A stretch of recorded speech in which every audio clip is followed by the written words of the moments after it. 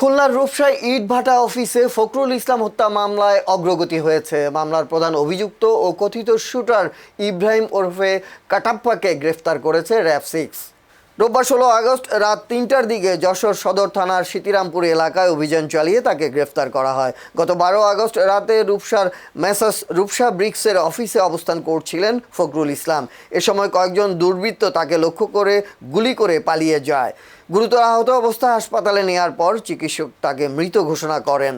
এই ঘটনায় নিহতের ভাই ফরাদ হোসেন রূপসা থানায় হত্যা মামলা দায়ের করেন। র্যাবের দাবি, প্রাথমিক জিজ্ঞাসাবাদে ইব্রাহিম ওরফে কাটাপ্পা হত্যাকাণ্ডে নিজের সম্পৃক্ততার কথা স্বীকার করেছেন।